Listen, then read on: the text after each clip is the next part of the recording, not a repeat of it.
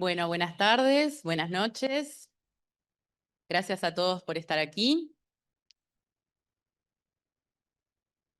Es una alegría para nosotros desde el Instituto de Psicología de la Salud ver tantas caras conocidas y tantas caras nuevas que nos invitan a comenzar este segundo semestre con una actividad que se convoca desde todo el instituto, desde los 3 programas del instituto, en el que vamos a poner un eje en común, como es la serie de adolescencia, para que podamos pensarla y discutirla desde los distintos ejes que desde la psicología de la salud podemos abordar. En ese sentido, vamos a compartir hoy en la mesa las palabras con el profesor titular Luis Jiménez, que es el actual coordinador del programa de concepciones, determinantes y políticas en salud, que a su vez participa en distintas SUCO, que muchos de ustedes van a estar participando. El programa de determinantes coordina la UCO de Psicología y Salud, ¿no? El programa Determinantes coordina la UCO de Psicología y Salud. A su vez, el profesor Jiménez está en la UCO de +4. También tenemos la participación del profesor agregado Pablo López y del asistente Néstor Rodríguez, ambos docentes del programa de Género, Sexualidad y Salud Reproductiva, que coordinan, entre otras UCO, la UCO específicamente del instituto, que es Articulación de Saberes 2, Psicología, Género y Derechos Humanos. Y también tenemos a la profesora adjunta Daniela Díaz, coordinadora del programa de Psicología del Desarrollo y Psicología Evolutiva, que es una UCO que también está en el primer año, en el segundo semestre, por lo cual hoy es un hito importante porque todas estas UCOs que el instituto está coordinando van a dar comienzo en este segundo semestre. Y tienen un hilo en común, tienen una forma de trabajo, una trayectoria, tienen marcos teóricos que nos ponen a todos en una sintonía, más allá de que estamos en distintos momentos de la carrera y más allá de que estamos con distintas temáticas específicas. Y creíamos que poder conjugar todo eso en una única actividad era un buen punto de partida para este semestre. Así que bueno, bienvenidos a todos. Hoy los dejo junto con Valeria Piris, que van a estar moderando esta actividad. Valeria también es docente del instituto. Y esperamos que, bueno, que sea una actividad en la cual no solamente podamos escuchar los aportes de quienes hoy están en la mesa, sino poder generar un diálogo y un intercambio con todos ustedes que están aquí hoy participando. Bienvenidos.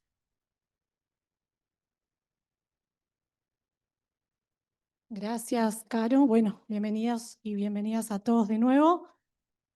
Caro me ahorró la presentación de todos los conversadores que van a estar acá hoy, pero podrán ver que hay alguien que no está, que es él o la adolescente del Consejo de Participación de INAU que va a estar presente hoy.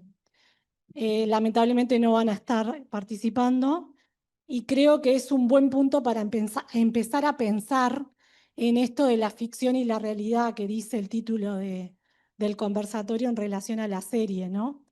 Y como una serie que está pensada desde el mundo adulto, esta mirada adultocéntrica, hoy esperábamos quebrar con esa mirada, con la participación y la voz de los adolescentes y no lo pudimos tener.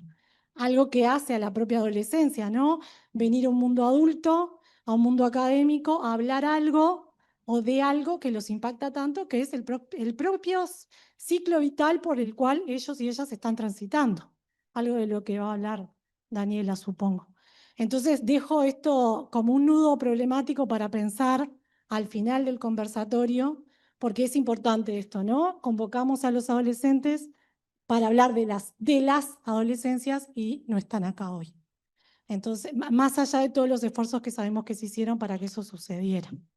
Así que en esta cuestión de el mundo adulto, el mundo adolescente y los nudos que se encuentran en la comunicación entre estos dos mundos, que también es como uno de los argumentos más importantes de la serie, ¿no? Los ruidos en la comunicación que hay entre los y las adolescentes y cómo se está dando la confrontación generacional hoy, esta que Winnicott hablaba ya hace mucho tiempo, y cómo eso hoy cada vez es más distante porque los códigos en común son cada vez más diferentes, ¿no?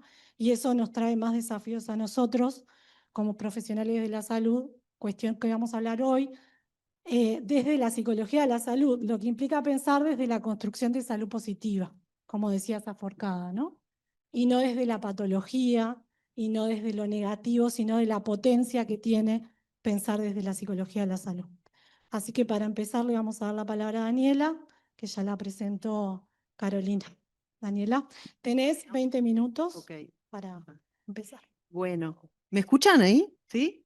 Bueno, muchas gracias a la compañera, a Carolina también con su presentación. Pensaba también que en realidad hay muchos adolescentes presentes acá, ¿no? Si pensamos que evolutivamente la adolescencia se está extendiendo, ¿no? En términos de sus edades cronológicas, así que bueno, será un tema de conversación en psicología del desarrollo, pero creo que también podemos celebrar la presencia de muchos adolescentes que seguramente nos van a aportar su punto de vista en la medida en que esto es un conversatorio, ¿no? Vamos a aportar nosotros algunas cuestiones desde la academia, pero va a ser muy interesante el intercambio que podamos hacer después. En primer lugar, justo nombraste a Winnicott y yo iba a arrancar con una frase de Winnicott.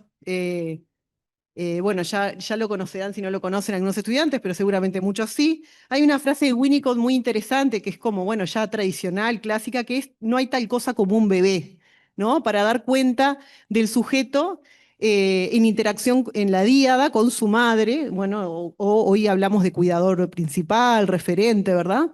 Este aporte de Winnicott que hace alusión a que el sujeto es un sujeto social, y por supuesto desde el nacimiento, incluso algunos planteos nos dicen que desde mucho antes, en la medida en que hay una familia que espera, una sociedad que espera a ese sujeto que va a nacer, también lo podríamos extrapolar para la adolescencia y podríamos pensar en una frase que no la dice Winnicott, aunque Winnicott habla mucho de adolescencia también, la compañera ahora lo decía, que podríamos decir algo así como: no hay tal cosa como un adolescente, en el sentido de que un adolescente se constituye en interacción con otros, inevitablemente, ¿no? Podemos a veces de la psicología del desarrollo tipificar, de alguna forma transmitir características generales de la adolescencia. Sin embargo, siempre nos vamos a encontrar con que hay tantos adolescentes y que a su vez cada adolescente está en una red de interacciones que lo particulariza, ¿sí? Y en ese sentido nosotros del programa de desarrollo psicológico y psicología evolutiva planteamos la idea de un enfoque sistémico relacional para pensar el desarrollo, ¿sí? ¿Qué significa este enfoque sistémico relacional? Bueno, justamente que cada sujeto, ya sea que atraviese cualquier momento del ciclo vital, se encuentra en una red de interacciones y de sistemas que lo influyen, ¿sí?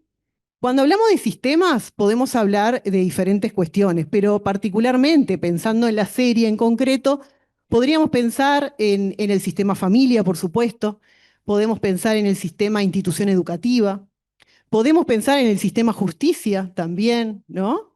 Podemos pensar en el sistema grupo de pares y podemos pensar en el sistema redes sociales, ¿no? Pensando como en lo que pueden ser diferentes influencias que de alguna manera también terminan generándose como factores de riesgo a la hora de pensar en lo que sucede con el adolescente en cuestión, ¿sí? Y desde el modelo ecológico, que es otro modelo que nosotros tenemos en psicología del desarrollo y que lo vamos a trabajar, hay algo que es interesante de pensar, que no solo es lo que pueden ser fallas dentro de cada sistema, que ahora las podemos como dialogar, discutir, ¿verdad? Dentro de todos estos sistemas que mencioné, sino cuestiones que están asociadas a la relación entre los sistemas, a las conexiones entre los sistemas. ¿Qué significa esto si lo llevamos como al plano específico? Bueno, ¿qué pasa entre la institución educativa y la familia? ¿No? En el caso de la serie, parece que hay como una desconexión, como un resquebrajamiento. No hay puente de comunicación allí, ¿verdad? También lo podríamos esto extrapolar a los grupos de pares y la familia, ¿no? En la medida en que parece que hay también allí un desconocimiento de los grupos de pares, del adolescente, o no hay una comunicación entre la familia y los mismos. También en relación a las redes sociales y la familia, en tanto la familia parece desconocer específicamente en su dificultad de decodificar, cuestiones que vamos a ver desde el mundo adulto en general, ¿no? Las dificultades de decodificar esas señales o de decodificar ese mundo que parece un mundo paralelo al mundo de la realidad, al mundo cotidiano, ¿no? Eso por un lado, esa desconexión entre los sistemas nos parece que es una cuestión interesante para conversar. Y asociado a eso, otro tema que nosotros trabajamos mucho en el programa es de los factores de riesgo, ¿no? Entonces, ¿qué podemos decir de esos factores de riesgo, además de esas desconexiones? ¿Qué pasa con la disponibilidad del mundo adulto, ¿no? Representado en estos diferentes sistemas que mencionamos? Por un lado, una familia que parece una familia típica, muchos nos identificamos con esa familia, creo que la serie genera eso, ¿no? De identificarnos con una familia que parece ser una familia típica, entre comillas, esta denominación de típico, donde no muestra como otro tipo de series, ¿no? Familias disfuncionales, patológicas, ¿no? Pero una familia que en realidad lo podríamos pensar desde este lugar de la disponibilidad para pensar en qué medida, por ejemplo, no se muestran en la serie actividades compartidas, diálogos compartidos entre adolescente y familia, ¿no? Una de las cuestiones que hoy en día nos interpela como adultos, ¿no? Nos podríamos preguntar cuáles son las rutinas cotidianas del adolescente, en qué medida la familia las conoce sus tiempos, sus salidas y entradas del hogar, por ejemplo, ¿no? Por otro lado, aparece una institución educativa escasamente saludable, ¿no? Y en el escasamente saludable estamos pensando en que en esta institución parece que no hay detección, no hay abordaje oportuno de cuestiones vinculadas como el bullying, como las redes sociales, ¿no?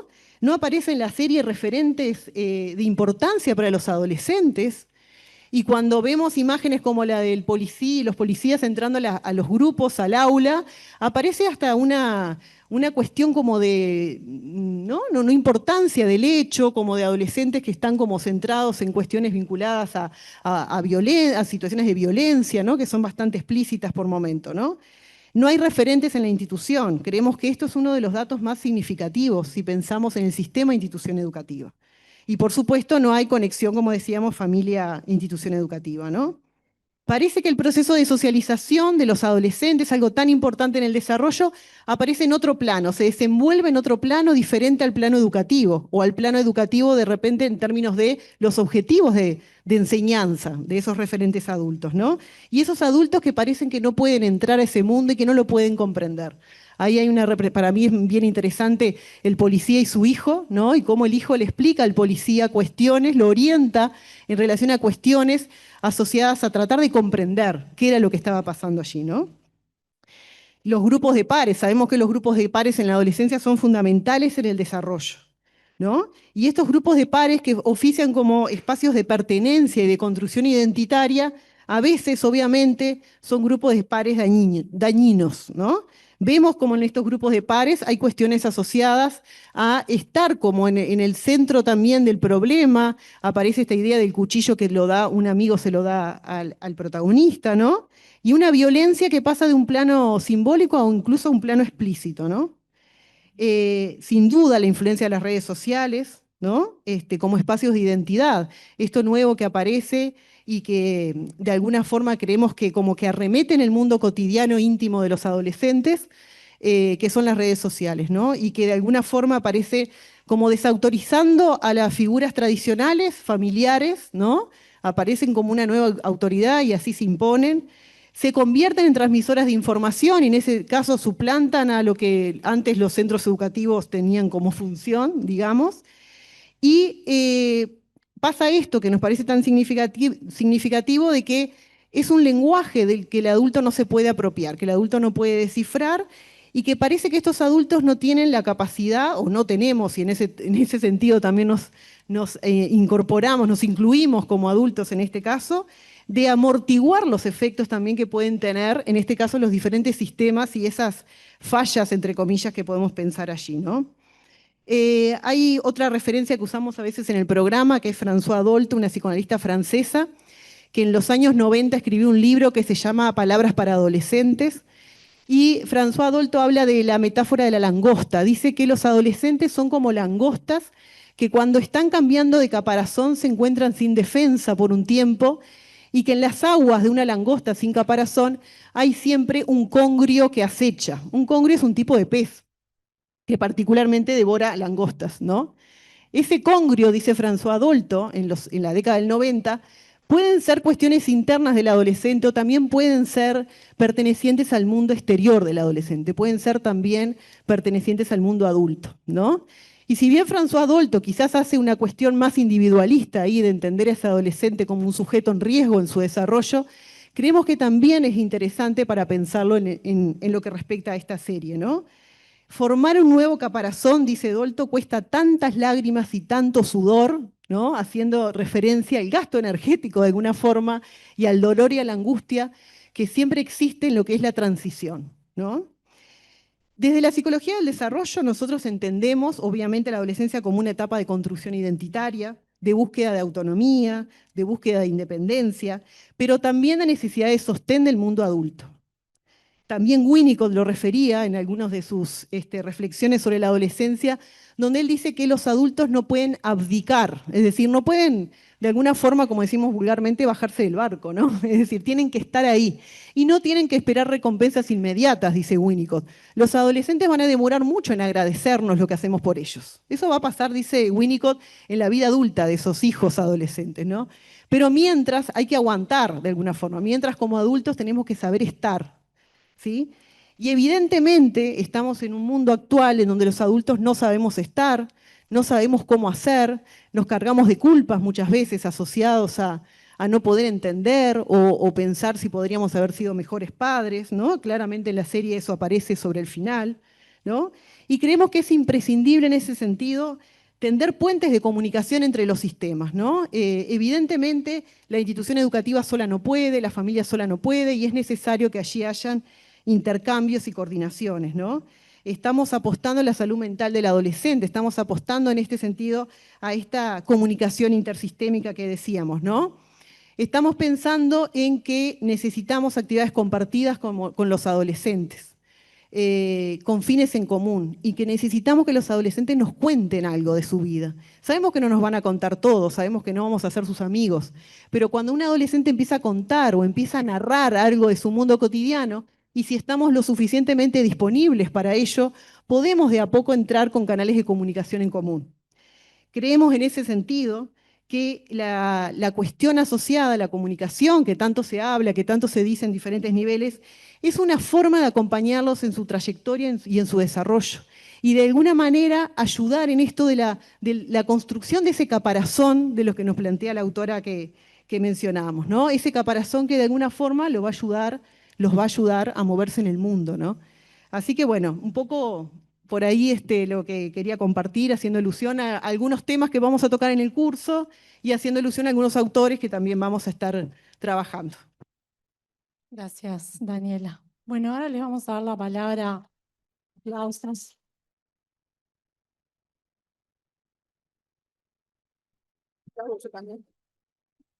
Vamos a darles la palabra a Pablo y a Néstor, que entre los dos van a tener 30 minutos aproximadamente. No sé cuál de los dos va a empezar. Néstor. Bien, Néstor. ¿Está bien? Ahí, ahí se escucha. Más cerca. Bueno, ahí. Ahí mejor. Ahí va. Bueno,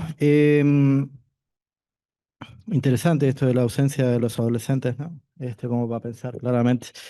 Em, yo también cuando pensaba en los objetivos del conversatorio y en la serie, también traía a Winnicott porque voy a tratar como de plantear algunas tensiones que existen, ¿no? Y una de las cuestiones que plantea Winnicott tiene que ver justamente esto de no anular alguna de las puntas de las tensiones o de las partes de las tensiones, sino incorporarlo justamente a los efectos de lograr un reconocimiento de las situaciones concretas y del otro, ¿no? Entonces me interesaba como identificar por lo menos tres tensiones que claramente se ven y poder también problematizar algunas de esas dimensiones de las tensiones que nos ofrece. Lo primero que me pasó fue que cuando ya adolescencia, la serie la había visto hace un tiempo. Entonces, con motivo de este conversatorio, volví a ver la serie. Y ahí me encontré con algunas cuestiones que no había visto en un primer momento, un poco por el propio formato que tiene de la serie en sí, que es como de inmersión, tiene una cuestión que apela mucho a la emotividad, ¿no? Y uno empieza a quedar como cargado de sensaciones, lo cual es como muy interesante para pensarlo cuando estamos inmersos en un campo determinado, de qué distancia es la que tenemos que tener a los efectos de poder ver algunas cuestiones, ¿no? Y entonces aparecen algunas cosas que más allá de lo evidente y de lo dramático del hecho, también ya van como retroalimentando un desenlace que es muy claro, ¿no? Y sin embargo, esas cuestiones que, como decía la compañera, de los factores que están presentes, estaban en el argumento como una especie de microguión dentro del propio guión, ¿no? Y viendo eso me ayudó como también a organizar esta cuestión de las tres tensiones. Estas tres tensiones que voy a proponer son, primero, instituciones formales versus el lugar que ocupa Internet y los entornos virtuales, que ahí Pablo va a abordar muy probablemente otras de las cuestiones, pues ya lo conozco y sé que va por ese lado. Otra de las tensiones tiene que ver con el tema de las relaciones de género y generaciones, que ahí podemos hacer como una suerte de subdivisión, pensarlo el tema de las relaciones de género y una tensión que para mí es muy importante ya a esta altura de poder discutir y debatir, que tiene que ver con esta tensión entre género y masculinidades. ¿Por qué? Porque el tema de la serie, cuando uno hace una búsqueda media rápida, inmediatamente empiezan a aparecer temas asociados, que es el tema manósfera, el tema masculinidades, es como una especie de emergente de las cuestiones de masculinidades y adolescencia. Entonces a mí me tensiona muchísimo cuando escucho esta suerte de binomio o dicotómico entre género y masculinidades, ¿no? Como si hablar de masculinidades no fuera hablar de género, como si fuera algo ya dado, ¿no? Entonces hablamos de estudios de masculinidades por separado de los estudios de género. Y lo que nos plantea concretamente la serie tiene que ver con una dimensión relacional, que el género no se puede entender de otra forma que no sea en términos relacionales. Y eso ustedes van, cuando se aproximan a algunas lecturas o hasta inclusive algunas de las cosas que se plantean públicamente, tiene que ver con, desde estos discursos expertos, es el tema de que las masculinidades están en crisis o las crisis de los hombres, ¿no? Y eso en realidad es, desde mi punto de vista, un profundo error. ¿Por qué es un error? Porque hay un autor, una autora, un conjunto de autores, mejor dicho, que lo que plantean tiene que ver con que no se puede hablar de masculinidades a secas. Siempre las masculinidades tienen que ser leídas en términos de relaciones de género, ¿no? Entonces, esa tensión, cuando si está en crisis las masculinidades, es porque hay un sistema de género que está en crisis. Y eso lo vemos muy claramente a lo largo de toda la serie. Hasta inclusive en una suerte como de escenas dentro de la escena, ¿no? Hay algunas que son magistrales, como ser, por ejemplo, en el capítulo 2 cuando entran, ¿no?, los dos policías y van aula por aula. Y entonces van siendo acompañados por una maestra, una profesora del liceo, del colegio. Y entonces cuando va a presentar, presenta al policía y dice, fulano de tal, que no sé qué, va a hablar. Entonces el policía empieza a hablar y entonces ella dice, ¿cómo era tu nombre? Fulanita, sí, y fulanita, dice, ¿no? Entonces es interesantísimo desde el punto de vista de otras lecturas que se pueda hacer en cómo a lo largo de toda la serie lo femenino, la feminidad queda como un aspecto sumamente subsidiario de todo lo que está ocurriendo en esa trama. Y hasta inclusive cuando se habla de los argumentos, las críticas, etcétera, se habla de como una serie que habla y pone en juego los temas de masculinidad, cuando lo que está poniendo son los temas de las relaciones de género actuales, lo que está pasando en las relaciones entre hombres y mujeres de un corte generacional actuales. No es un tema de las masculinidades y cómo los hombres nos vamos configurando. Hay otra tensión ahí que tiene que ver con lo generacional, que ya se planteaba previamente y es muy evidente.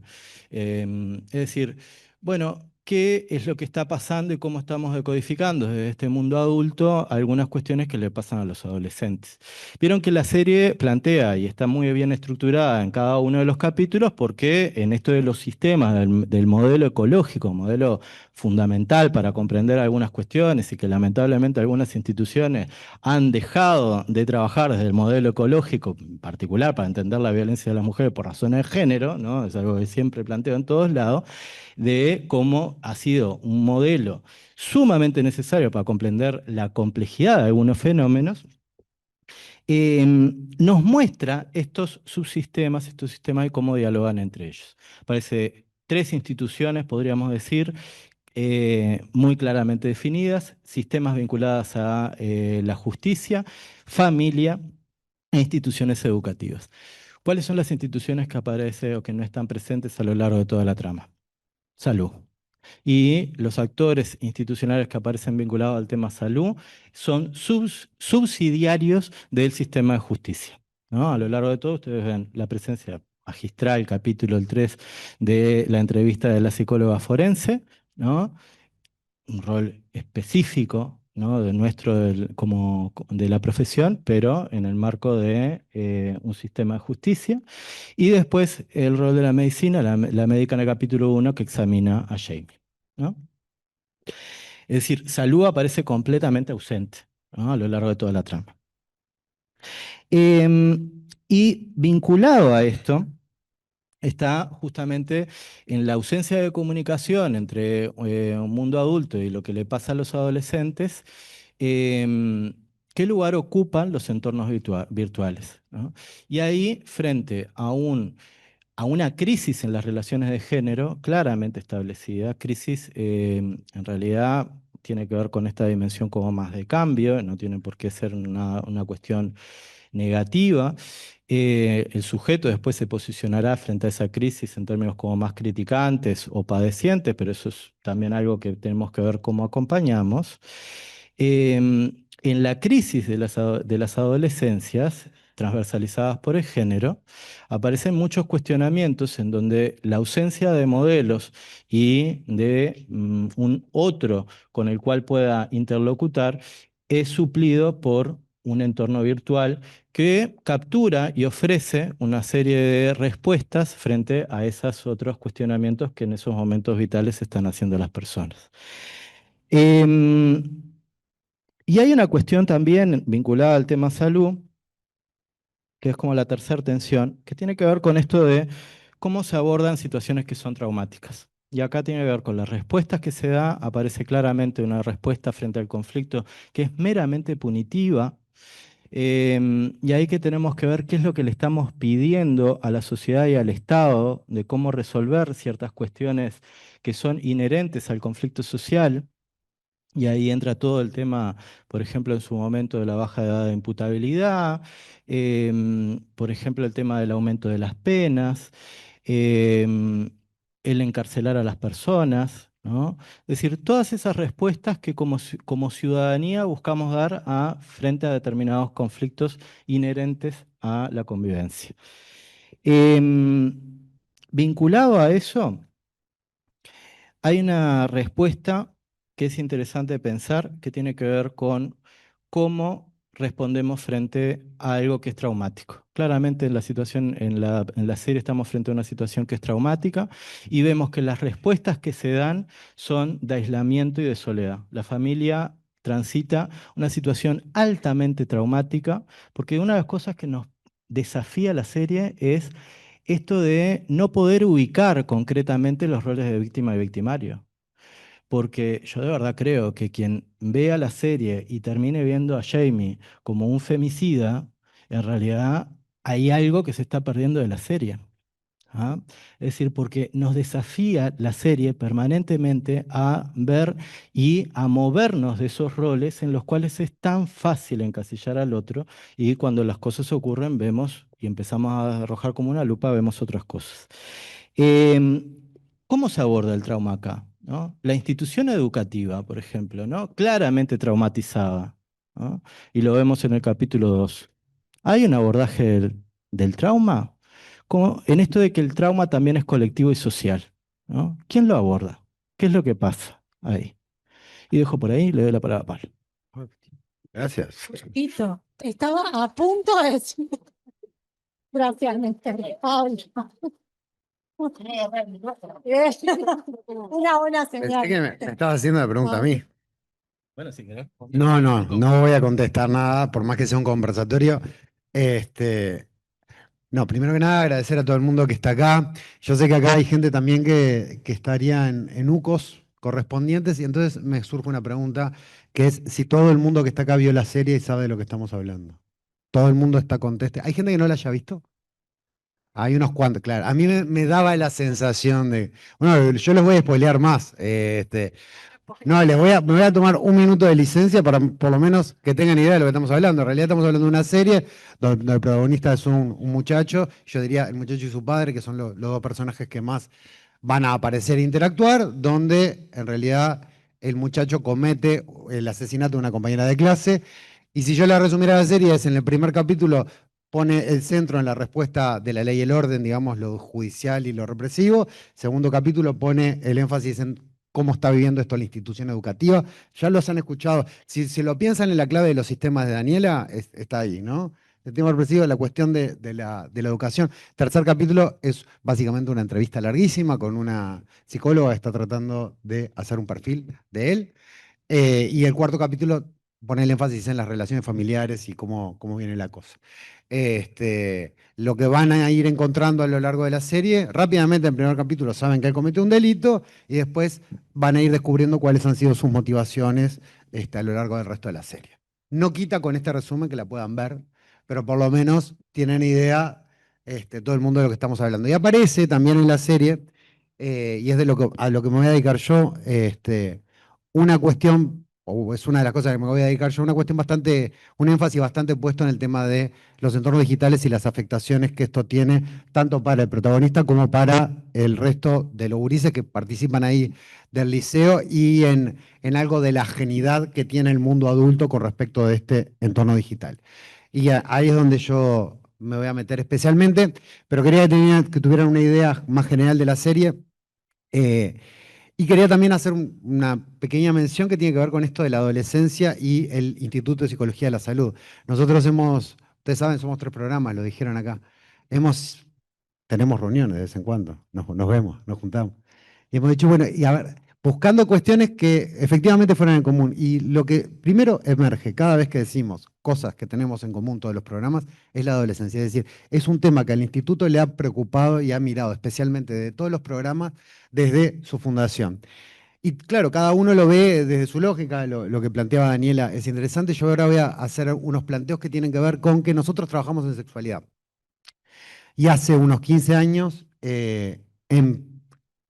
digamos, tuvimos una intuición que era bastante evidente a partir de lo que nos pasaba con los chiquilines, de que habían cuestiones vinculadas a la sexualidad y eventualmente también al género, pero originalmente con sexualidad, que estaban empezando a cambiar en base a la interacción que tenían los gurises con los entornos digitales. Cuando digo gurises chicos, ¿no? 12, 13, 14 años. Que hace 10 años eran la mayoría de ustedes, más o menos, ¿no? Porque la mayoría acá anda entre. No te estoy mirando a vos, hermano. Pero después hay un contingente de 20 a 22 años importante. Y bueno, y eso inauguró como una cuestión para poder pensar las cuestiones de sexualidad y entornos digitales. Y honestamente, hoy, más allá de que seguimos mirando sexualidad y entornos digitales, explotación sexual comercial y entornos digitales, violencia digital, violencia sexual en entornos digitales, hay algo de los entornos digitales y la socialización, más allá de la sexualidad, que básicamente es una cosa en la que estamos mirando permanentemente. Y a punto de partida de eso, cuando sucede lo de la serie, bueno, tuve una serie de contactos con varias personas a propósito de este tema y yo lo que quiero compartir acá es algunas cosas que hemos pensado respecto a esta cuestión.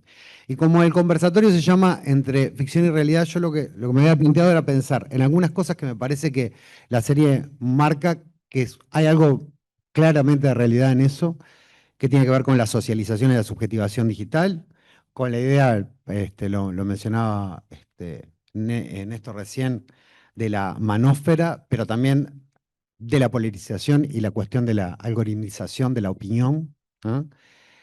Y la cuestión que lo han dicho los dos anteriores, que tiene que ver con las distancias generacionales. Y esta distancia generacional yo creo que tiene algo de realidad y creo que está muy ficcionada también en la serie. Con respecto de la ficción, y fue lo primero, el capítulo 2 para los que trabajamos con adolescentes y hemos trabajado en instituciones educativas es bastante impactante y vos tenés ganas de decir eso no es así, en Uruguay no es así. Yo escuché casi toda la prensa y de opiniones que salieron post serie y escuché a colegas decir si esto podría pasar en cualquier liceo uruguayo y yo creo que no y sigo insistiendo que no. Eso no pasa en los liceos uruguayos.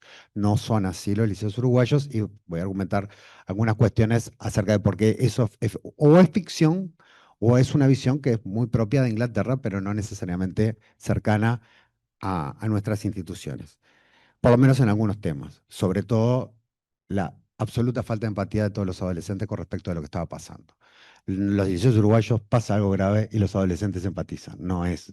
Ustedes vieron que los que vieron la serie es, ayer se murió una compañera y hay otro compañero acusado de homicidio. Ah, bueno, ¿qué importa? No nos importa, estamos en otra cosa. Y eso en un liceo uruguayo creo que no sería tan factible que pasara. Y después algo que para mí está un poco ficcionado y que tiene que ver con la impotencia adulta.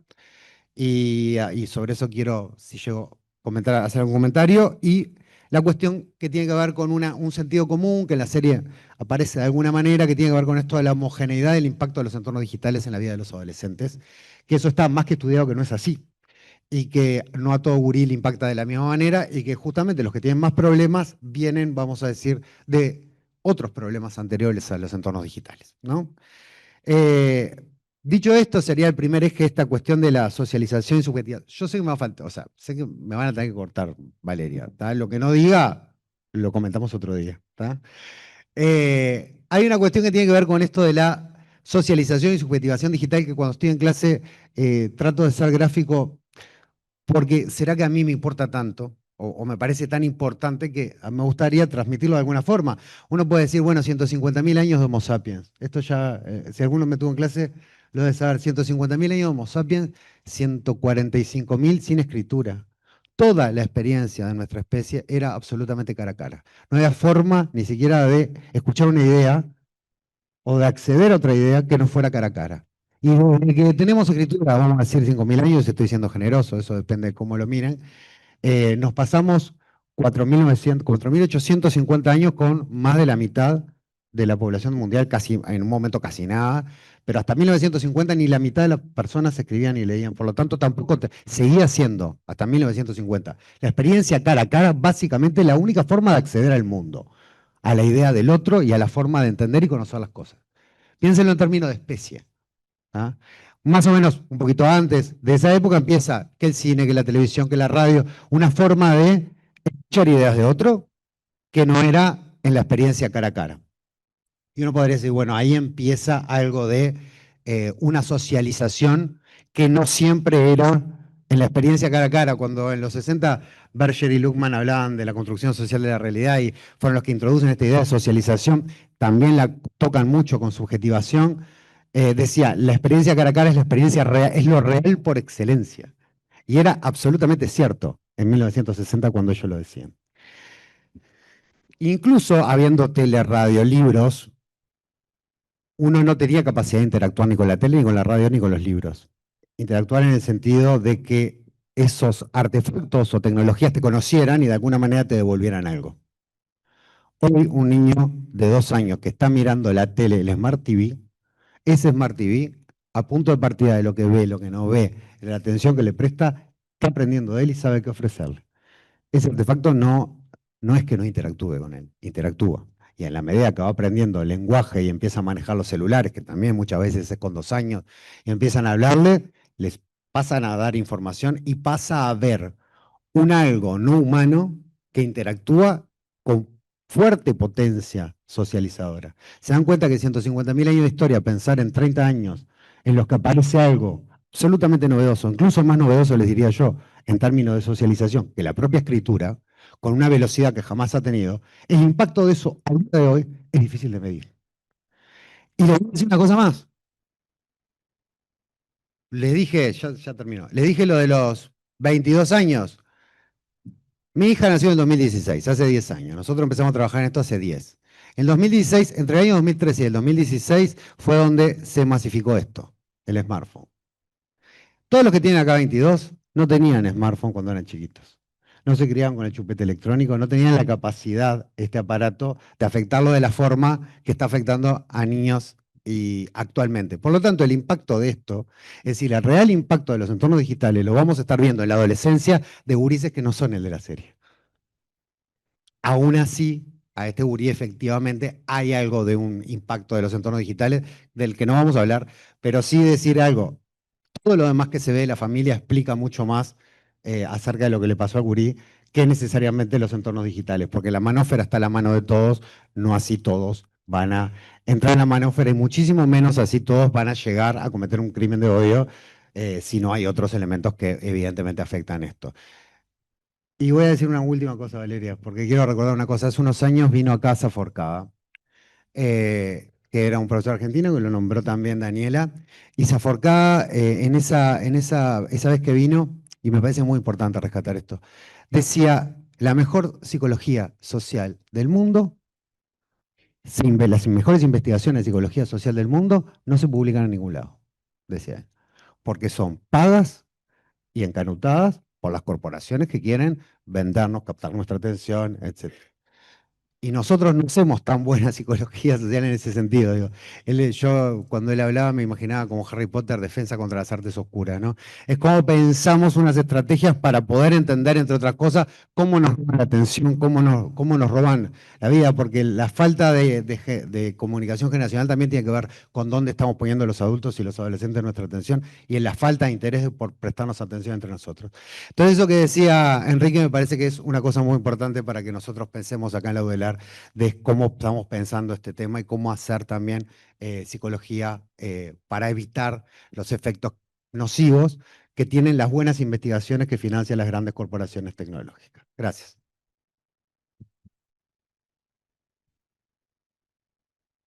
Gracias, Pablo. Vamos a darle la palabra a Luis Jiménez. Luis. Bueno, muchas gracias. ¿Me escuchan bien? ¿Sí? Bueno, qué lindo que recuerdes a Enrique en su visita aquella vez, ¿no? Uno de sus tantos enseñanzas, ¿no? Em, bueno, y también me ganaste de mano cuando preguntaste si habían visto la serie. Yo estaba tratando de descifrar en los rostros quiénes estaban, quiénes seguían la serie y la estaban recordando y quiénes se estaban enterando de ella por primera vez. Siento también unirme al tren del spoileo, pero bueno, en algún momento tenía que suceder, ya ha pasado bastante tiempo. Voy a tener que leer una parte, por lo menos una parte de lo que tenía para presentarles y ustedes van a ver por qué. Adolescencia es una serie de televisión británica de drama psicológico y policial que sigue la historia de Jamie Miller, un niño de 13 años acusado de asesinar a Katy Leonard, una compañera de clase. La serie explora las repercusiones de este suceso en su familia y en la comunidad, tocando temas como la violencia juvenil, la salud mental y la presión social que enfrentan los adolescentes. Ofrece una representación realista de los desafíos que enfrentan los adolescentes y destaca la importancia de abordar los problemas de salud mental y promover el bienestar en esta etapa crítica del desarrollo. La serie ha generado un gran impacto en la audiencia y ha sido ampliamente elogiada por la crítica, con un altísimo índice de aprobación. Ha sido destacada por su innovadora narrativa, su elenco de primer nivel y su capacidad para capturar la complejidad emocional de los personajes. Visto desde la perspectiva de la psicología de la salud, se pueden destacar como temas de salud mental, ansiedad y estrés. La serie muestra cómo los personajes principales experimentan ansiedad y estrés a las presiones académicas, sociales y familiares. Identidad y autoestima. Los personajes luchan por encontrar su identidad y desarrollar una autoestima positiva en un entorno que a menudo es crítico y desafiante. Relaciones interpersonales. La serie explora las complejidades de las relaciones interpersonales entre los adolescentes, incluyendo la amistad, el romance y la rivalidad. Factores de riesgo. La serie muestra cómo los factores de riesgo, como la violencia y la falta de apoyo familiar, pueden afectar la salud mental y el bienestar de los adolescentes. Factores de protección. También se destacan los factores de protección que pueden ayudar a los adolescentes a superar los desafíos.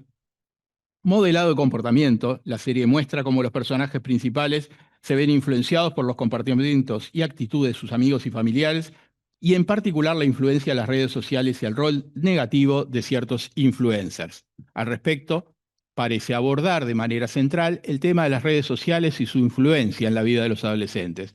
Esto es especialmente relevante en la actualidad, ya que las redes sociales juegan un papel importante en la vida diaria de muchos jóvenes.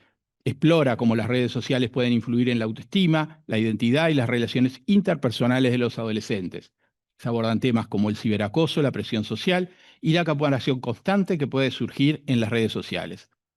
La serie muestra cómo ciertos influencers pueden incidir en la vida de los adolescentes, especialmente en términos de presión para ajustarse a ciertos estándares de belleza, comportamiento o estilo de vida. De este modo, explora cómo los influencers pueden ser fuente de inspiración y motivación para algunos adolescentes, pero también cómo pueden ser una fuente de presión y estrés para otros. La serie destaca la importancia de abordar la salud mental y el bienestar de los adolescentes en el contexto de las redes sociales. Esto puede incluir la exploración de temas como la ansiedad, la depresión y el estrés relacionados con el uso de redes sociales. Si algo de lo que les acabo de leer les resultó razonable o incluso interesante, tengo que advertirles que fue un texto generado por una inteligencia artificial de Meta a pedido de mi solicitud.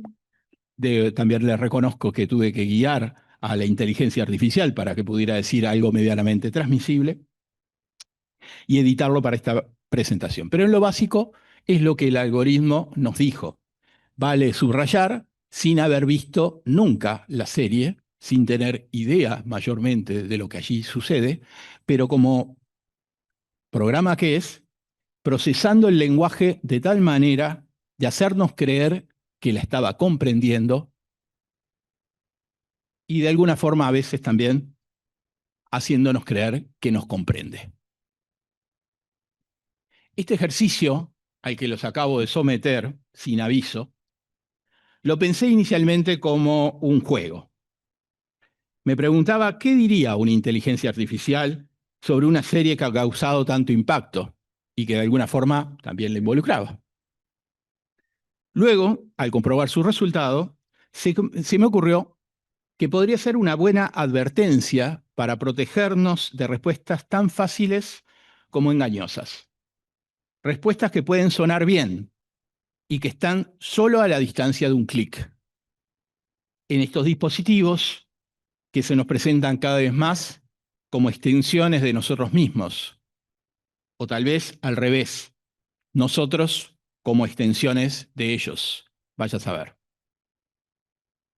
Las tecnologías están siendo parte de nuestra vida, en extremos que naturalizamos, pero que difícilmente pudiéramos imaginar vivir hace poco tiempo atrás. Adolescencia, la serie, en buena parte nos remite a ello.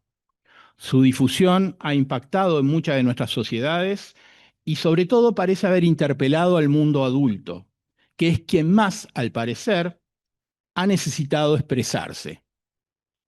Por eso también era interesante que aquí hubiéramos tenido la oportunidad de escuchar a algunos de ellos, de algunos de los adolescentes, hablando de una serie que lleva por nombre la etapa vital que están transitando. Pero sin hacerlos considerar estrictamente adolescentes, les iba a preguntar si aquí hay algunos que hubieran nacido después del año 2000. ¿A partir del año 2000 o 2000? No, algunos no levanten la mano que los conozco y no entran en esta categoría, no se hagan los vivos. Bien, son unos cuantos. Bien. Ahora vamos a ver que ese dato puede ser importante. Bueno, debemos tener claro, para empezar, que se trata de una producción artística, una ficción inspirada, según dicen, en eventos reales, pero sin pretensión de transformarse en un documental. Por lo tanto, no comparto que debamos cuestionarla por su distancia o cercanía con los hechos. Por suerte, la inmensa mayoría de los adolescentes, como decía Pablo, no se comportan en los extremos de Jamie, su protagonista. Pero si nos está impactando la serie al punto, entre otros, de hacer un encuentro como este, es porque algo estaba ahí. Algo se moviliza con la experiencia estética que la serie promueve en la audiencia. Es una experiencia subjetiva, inmersiva, intencionalmente buscada a través de un efecto que se genera por el modo de filmación en plano secuencia y sin cortes que nos hace vivir la escena desde adentro. Hablando de inmersión, y aunque los psicólogos dudamos mucho de las casualidades, les cuento que vi la serie a la par que estaba leyendo la novela Frankenstein, de Mary Shelley. Bueno, a diferencia de las películas que hicieron más famosa la novela, en realidad Frankenstein es el nombre del científico creador, no de su no del ser que crea. Es como una ironía del tiempo que quien haya llevado el nombre finalmente es el ser creado y no el creador. En la novela esta se habla del afán desbordado de quien, intentando crear vida, el doctor Frankenstein, gesta un ser capaz de aniquilarla. El invento que mata al inventor ha sido un tópico muy abordado en la historia del arte. En este caso, en la época que Mary Shelley escribe el libro, seguramente asociado a los temores que podían generar el avance desmedido de la ciencia y la tecnología. ¿Tendrá algo que ver lo que nos propone esa novela de hace tiempo atrás con lo que ahora nos propone la serie Adolescencia? Les propongo recorrerla en alguna de las escenas. Al inicio, episodio 1, mientras esperan la orden para iniciar el operativo de detención, el detective Luke no puede evitar un desagradable eructo, producto, según dice, de las manzanas que tiene que comer para dejar de fumar. Este pequeño e insignificante episodio parece anunciarnos que en la calma aparente de esa mañana, algo fétido y avergonzante está fluyendo en nosotros, sin control.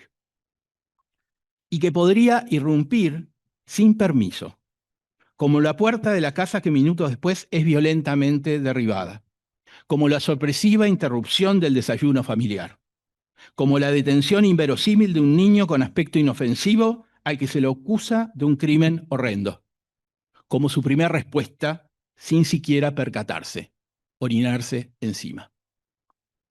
Segunda escena.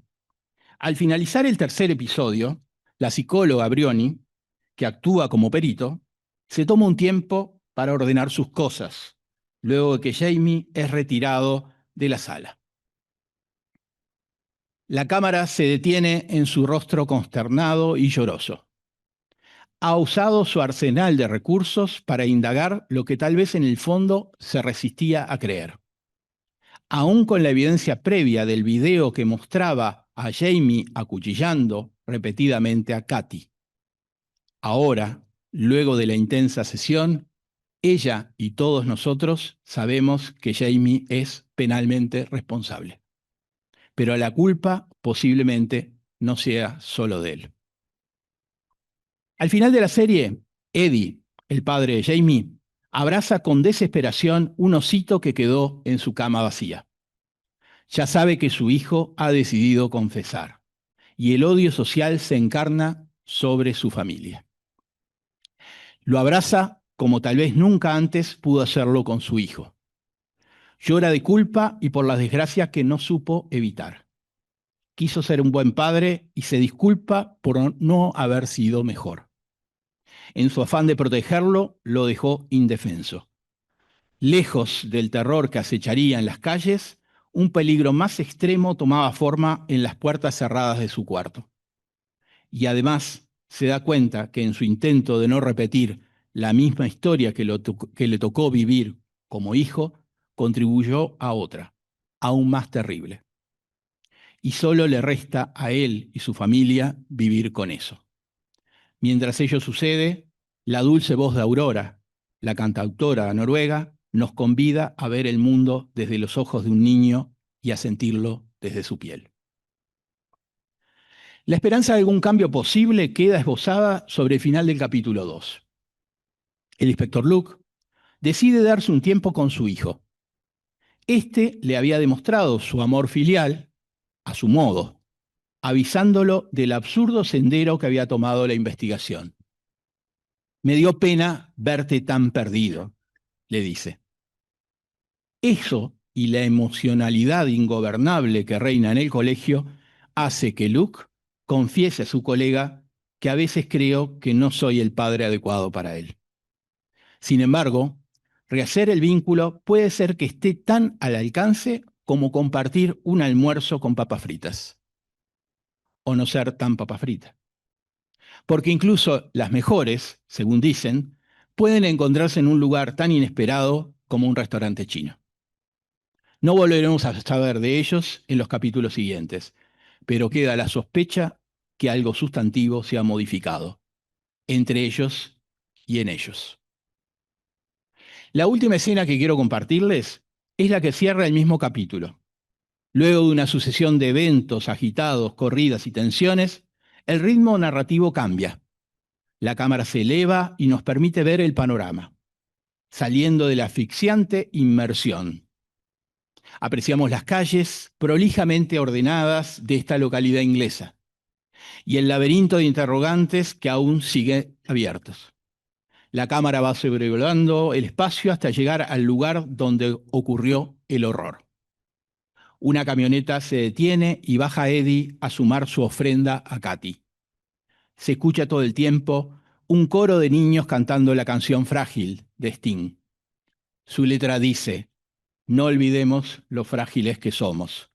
Y el coro repite, una y otra vez, la lluvia dirá lo frágiles que somos. He evitado en esta reflexión tomar opciones que a mi juicio pueden resultarnos inicialmente tranquilizadoras, pero finalmente serían inútiles. Una sería el de abordarlo desde lo psicopatológico. Jamie como un sujeto atrapado en sus padecimientos individuales que responde o ejemplifica tal o cual diagnóstico. O el de pretender culpar a la familia o a su grupo de amigos, a su colegio o incluso a las redes sociales. Todo esto puede haber jugado un papel en esta historia, pero creo que no debería ser esa la respuesta que el drama requiere. ¿Estaremos como humanidad, al igual que el doctor Frankenstein, guiados por una ambición sin límites, creando un monstruo que escape a nuestro control? Al respecto, convendría recordar que lo que en la novela transforma a la creación de ese ser en un ser diabólico no es su origen, sino la respuesta que va recibiendo por parte de una sociedad que ve en él todo lo que rechaza. Su identidad siniestra se termina construyendo desde el espanto que recibe. Su ultimátum final fue pedir que su creador le diera a alguien igual a él, con quien poder compartir la vida, cuidar y ser cuidado por un semejante. Un riesgo que entonces le resultó inaceptable al doctor Frankenstein, prefiriendo la solución imposible de su aniquilación. ¿Pueden las sociedades, a través de políticas públicas, prever y atender de otro modo los riesgos que éstas mismas generan?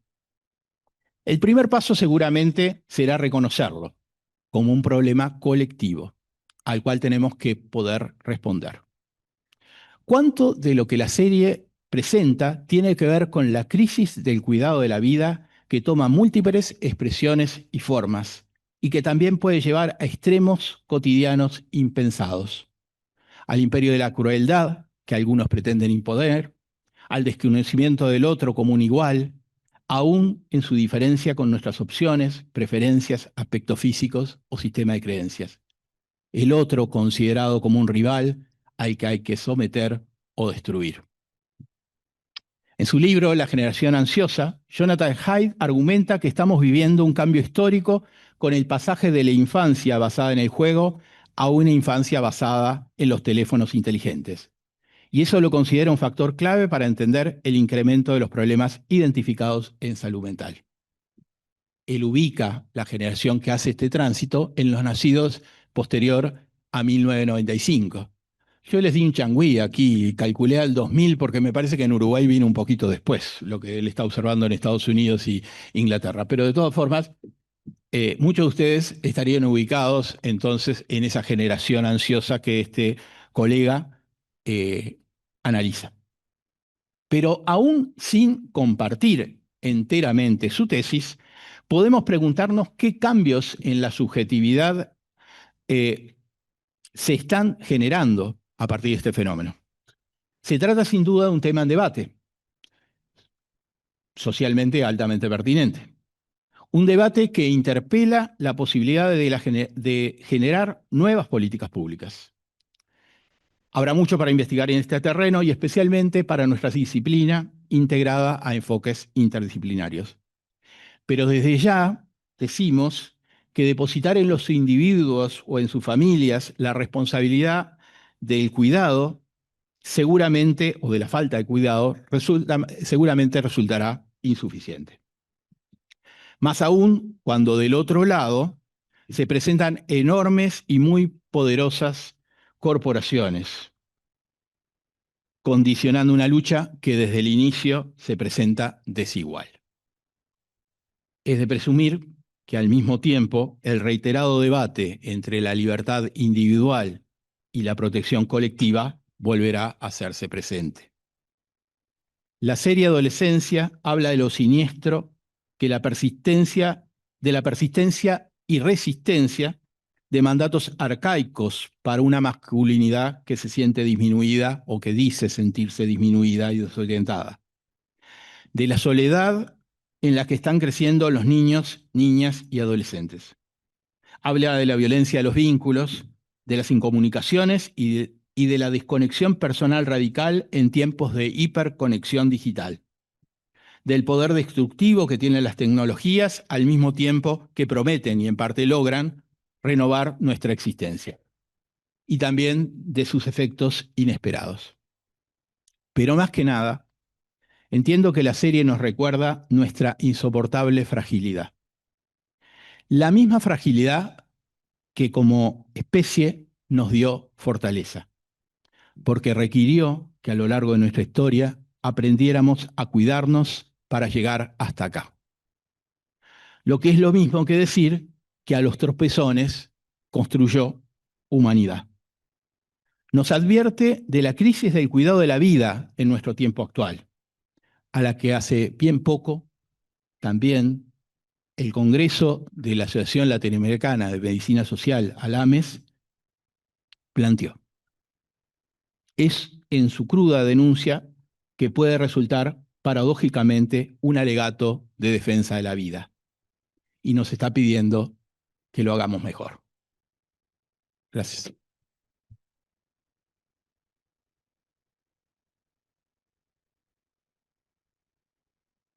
Bueno, gracias Luis, gracias a todos. Creo que tenemos muchas preguntas que quedan en el aire para poder retomar, ¿no? Como reflexiona, se me viene primero a la cabeza cuando los escuché, veo cómo estas distintas aristas en las que cada cual fue exponiendo o conversando se ven claramente reflejadas, ¿no? Daniela desde la perspectiva del ciclo vital, la construcción de género, generaciones, masculinidades, lo que trae Luis de la política pública y de la política en general.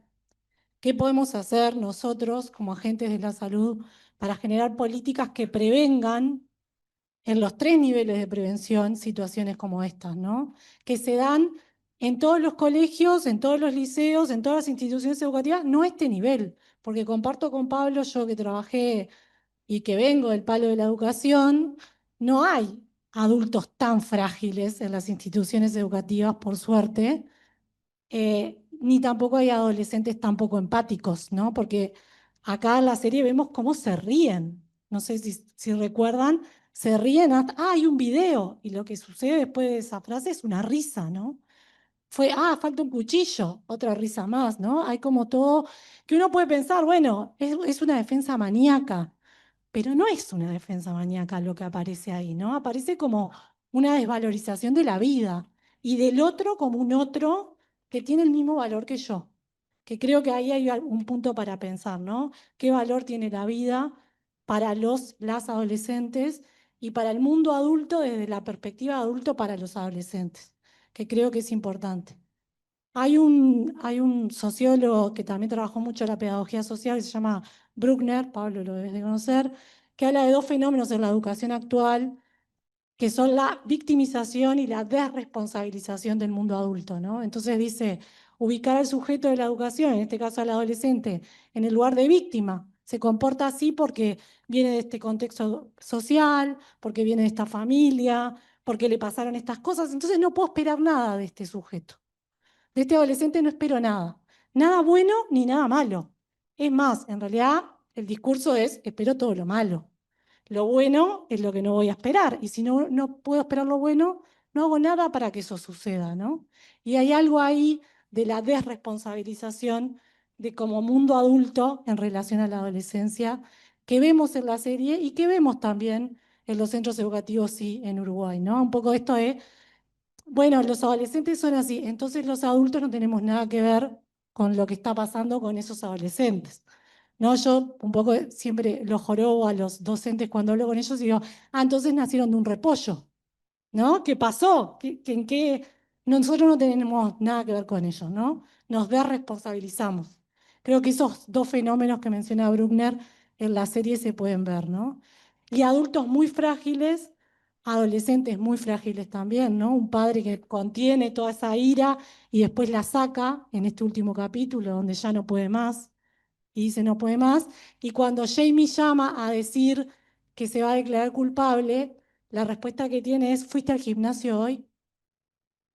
Esa es la respuesta de sus padres, no de su familia en relación a su declaración de culpabilidad. Entonces, la pregunta que yo me hago después de todo esto es, ¿quiénes están perdidos en esta serie o en esta realidad? Todos estamos perdidos, ¿no? Y hay que encontrar los caminos, y yo creo que los caminos tienen que ir por el lado de la política pública. Y en la política pública tenemos que estar todos, y tiene que ser intersectorial. Y es lo que decía Néstor, acá el sistema de salud no aparece, ¿no? Aparece lo punitivo, aparece lo judicial, y no aparece nadie que acompañe a esta familia, que acompañe a este gurí, que acompañe a esos gurises, a esos docentes que están solos y además se sienten en la guerra con un escarbadiente, ¿no? Cuando dice, yo soy el profesor de historia,